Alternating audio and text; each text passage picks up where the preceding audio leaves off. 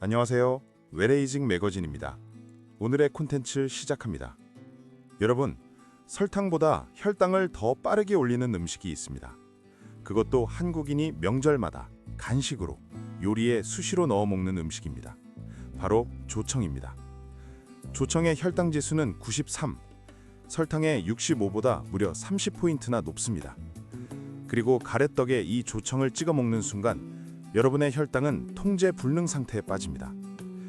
오늘 이 콘텐츠를 끝까지 보시면 왜 가래떡과 조청이 우리 혈관을 공격하는지, 그리고 같은 음식을 먹으면서도 혈당 스파이크를 절반으로 줄이는 방법까지 알게 됩니다. 그런데 혈당 지수가 하는 게 도대체 뭐길래 이렇게 무서운 걸까요? 혈당 지수, 영어로 GI라고 합니다. 특정 음식을 먹은 뒤 2시간 동안 혈당이 얼마나 빠르게 올라가는지를 숫자로 나타낸 것입니다. 기준은 포도당, 이 수치가 100입니다.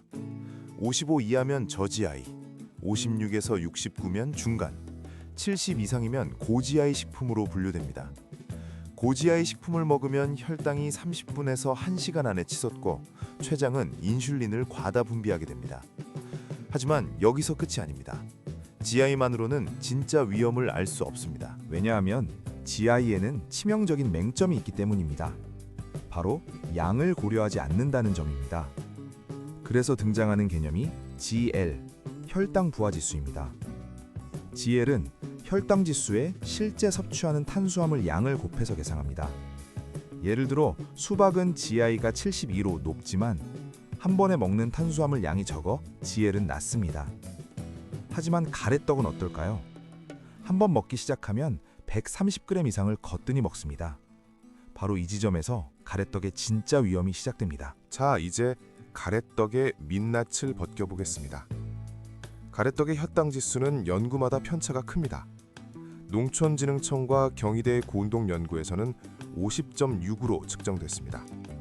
이 수치만 보면 중간 GI 수준이니까 안심할 수도 있겠죠.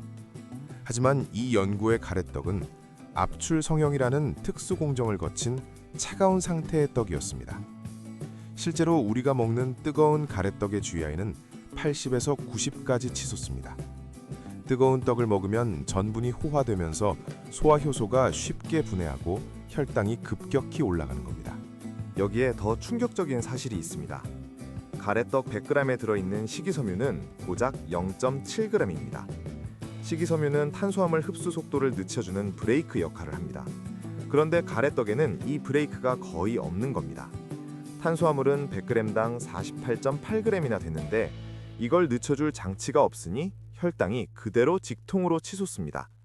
실제로 떡볶이 한 인분을 먹은 뒤 30분 만에 혈당이 180mg/dL 이상으로 치솟는 사례가 다수 보고되고 있습니다.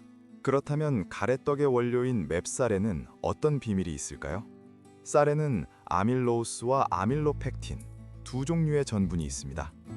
아밀로우스는 소화가 느린 전분이고 아밀로펙틴은 빠르게 당으로 분해되는 전분입니다. 맵쌀의 아밀로펙틴 비율은 75에서 80%, 찹쌀은 무려 97에서 100%입니다. 가래떡의 주재료인 맵쌀 자체가 빠른 당 전환에 최적화된 구조를 갖고 있는 겁니다. 하지만 잠깐, 가래떡만 문제일까요? 지금부터 나오는 내용이 더 충격적입니다. 바로 조청 이야기입니다. 조청은 엿기름의 효소로 전분을 분해해서 만든 전통 감미료입니다. 할머니가 정성껏 고아 만든 자연식품, 설탕보다 건강할 거라는 이미지가 있죠. 하지만 조청의 혈당 지수는 93입니다. 설탕의 65에서 68보다 무려 25에서 28포인트나 높습니다. 전통식품이라는 이미지 뒤에 숨어있던 진실입니다. 그런데 이건 빙산의 인력이었습니다. 여기서 의문이 하나 생깁니다. 조청이 설탕보다 혈당을 더 올리는 이유가 뭘까요? 비밀은 조청의 주성분인 말토우스, 메가당에 있습니다. 말토우스의 혈당 지수는 105에서 110입니다. 포도당이 기준 100인데 이 기준을 뛰어넘는 겁니다. 말토우스는 소장에서 말토아제라는 효소에 의해 두 분자의 포도당으로 즉각 분해됩니다. 순수 포도당을 먹는 것보다 혈당이 더 빠르게 올라갈 수 있다는 뜻입니다. 조청이 전통 건강식이라는 믿음은 과학적으로 완전히 뒤집어집니다. 게다가 조청에는 또 다른 함정이 숨어 있습니다. 조청의 단맛은 설탕의 약 75% 수준입니다. 그래서 설탕 대신 조청을 쓰면 같은 단맛을 내기 위해 더 많은 양을 넣게 됩니다.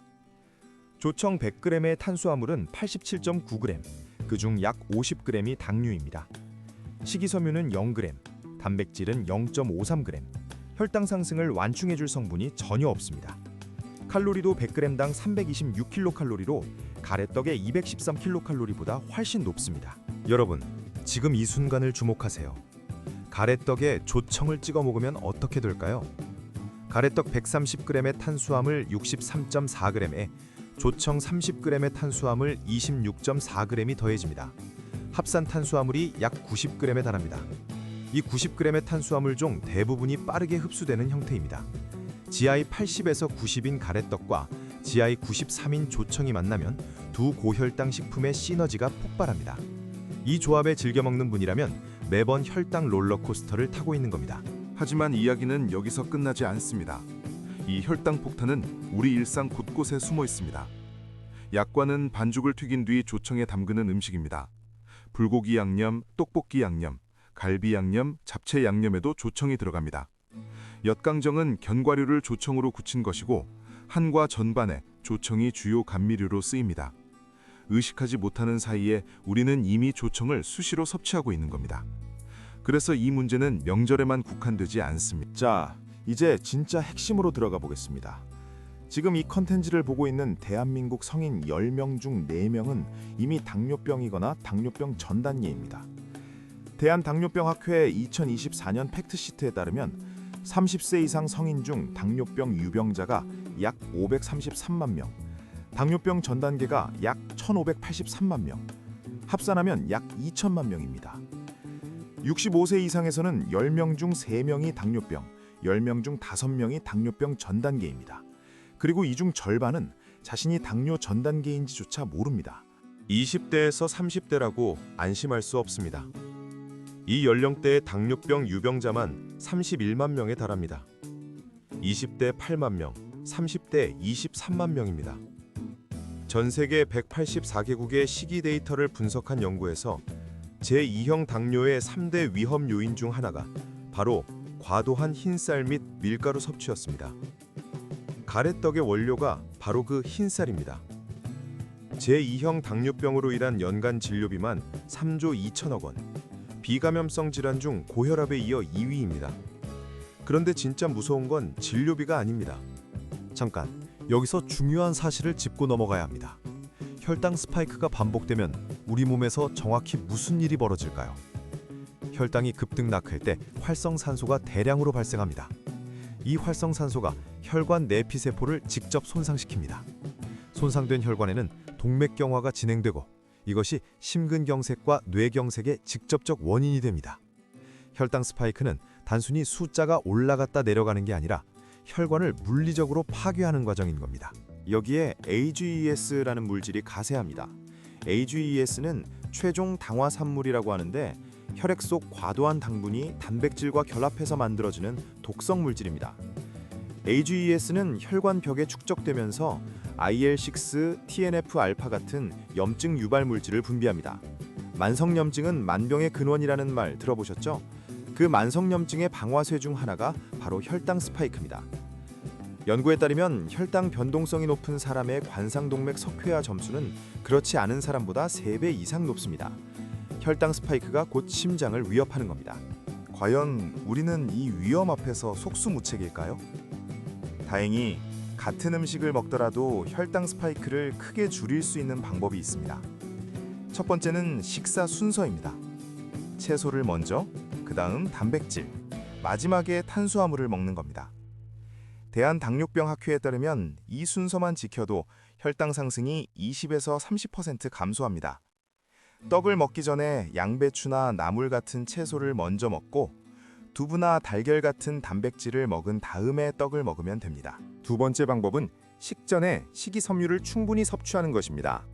식전에 양배추 100g을 먹으면 혈당 상승이 약 40%나 감소한다는 연구 결과가 있습니다. 세 번째는 차갑게 먹는 것입니다. 떡을 냉장 보관한 뒤 먹으면 저항성 전분이 증가해서 소화 속도가 느려지고 혈당 상승이 완만해집니다. 뜨거운 떡의 GI가 80에서 90이라면 차가운 떡은 이보다 상당히 낮아질 수 있습니다. 하지만 가장 현실적인 방법은 따로 있습니다. 바로 대한식품의 활용입니다. 조청 대신 알룰로스를 사용하면 GI가 거의 0에 가깝습니다. 올리고당도 GI가 10에서 30 수준으로 장 건강에도 도움이 됩니다. 가래떡 대신 현미떡을 선택하면 식이섬유가 풍부해 혈당 상승이 훨씬 완만합니다. 또한 섭취량을 가래떡 1에서 2개, 40에서 60g 수준으로 제한하는 것도 중요합니다. 130g 이상 먹을 때와 60g만 먹을 때 혈당 부하는 2배 이상 차이가 납니다. 그리고 가장 간단하면서도 효과적인 방법이 있습니다. 식후 걷기입니다. 식후 10분씩 3회로 나눠 걸으면 평균 혈당이 12% 감소합니다. 특히 저녁 식사 후에 걸으면 최대 22%까지 감소합니다. 혈당이 가장 높이 치솟는 식후 30분에서 1시간 사이에 걷는 것이 가장 효과적입니다. 명절에 떡과 한 거를 드셨다면 식후 10분만 걸어보세요. 그것만으로도 혈당 스파이크의 날카로운 봉우리를 상당히 깎아낼 수 있습니다. 자, 정리하겠습니다. 가래떡과 조청, 어떤 것이 더 혈당에 치명적일까요? 단독 혈당 지수만 놓고 보면 조청이 GI 53으로 가래떡보다 높습니다. 조청의 주성분인 말토오스는 GI가 105에서 110으로 포도당보다도 높습니다. 하지만 실제 섭취량을 고려한 혈당 부하에서는 가래떡이 더 위험할 수 있습니다. 한 번에 130g 이상 먹는 가래떡의 GL은 40.5에 달하기 때문입니다. 그리고 이 둘을 함께 먹으면 총 탄수화물 90g의 혈당 폭탄이 완성됩니다. 결국 답은 하나입니다. 가래떡이냐 조청이냐가 아니라 둘 다 주의해야 합니다. 전통 음식이라는 이름이 혈당 면죄부가 될 수 없습니다. 하지만 먹지 말라는 것이 아닙니다. 식사 순서를 바꾸고 양을 조절하고 식후에 걷는 것. 이 세 가지만 실천해도 같은 음식을 먹으면서 혈당 스파이크를 절반 가까이 줄일 수 있습니다. 오늘 알려드린 방법들 다음 식사부터 바로 적용해 보시기 바랍니다. 여러분의 혈관은 여러분이 오늘 무엇을 먹느냐가 아니라 어떻게 먹느냐에 달려 있습니다. 오늘의 컨텐츠는 여기까지입니다.